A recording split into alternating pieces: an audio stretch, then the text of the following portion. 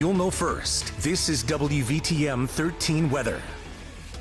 Well, we got more scattered showers and thunderstorms out there across Alabama today. We're taking a live look now in Coleman, where we just saw some downpours move through across the county, and we're seeing one now here on the Coleman Regional Medical Center camera tracking through. And temperatures sitting at 72 degrees out there now. The dew point is at 72, which is why it's raining. When the temperature and dew point match, that means we see that moisture in the air. But let's see what's going on right now in the WVTM 13 live Doppler. We got some rain just south and east of Double Springs there in Marion County, moving towards Bremen.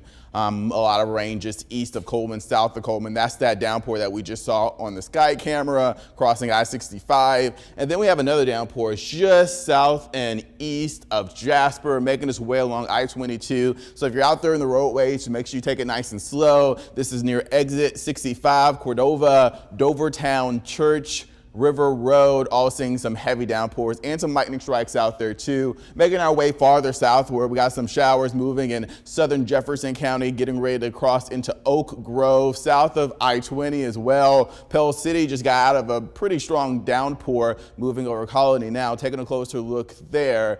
That red that you see here is pretty heavy rainfall there near Shannon Way, Glade Road, Stimley Road as well, which is going to continue to be tracking scattered showers and thunderstorms as we make our way through the rest of the evening, and as temperatures fall down to the upper 70s and mid to lower 80s before clearing out once we get until later on tonight. If you have any plans tomorrow for Labor Day, temperatures around 9 a.m. will be closer to 80 degrees, mostly sunny. I think we'll see less rain tomorrow than what we're seeing right now. For example, isolated storms in nature. Most people, again, won't see rain. We'll climb to the mid-90s by 2 p.m. before the rain starts to fade away around dinner time, and then we'll drop to the mid-80s. We'd love to get into this big body of water because it's going to be pretty hot as we move into tomorrow. Luckily, the rip current risk is low along the Alabama Gulf Coast, so definitely get out into the water if you can, because as we move through the rest of the work week, the rip current risk will start to approach that high zone.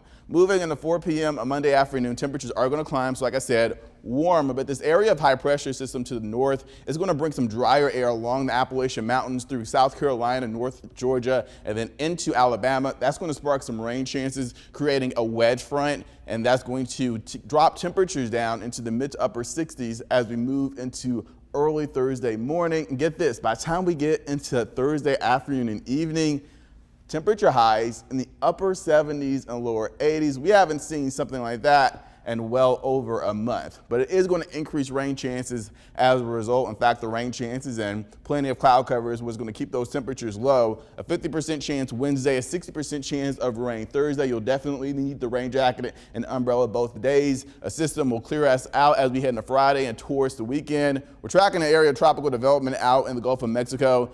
It likely won't form, but we'll keep an eye out on it. Meanwhile, we're tracking a couple of other areas of development that we're also not worried about as of now, but we'll keep an eye on those as well. Moving into the beginning of the work week, we'll continue to see those scattered showers and thunderstorms with highs in the lower 90s. By the time we get into Thursday and Friday, that's when we'll see the highest rain chances. And then Saturday and Sunday, I do think we'll see mostly dry, mostly quiet weather, perfect for a nice hint of fall. Julian?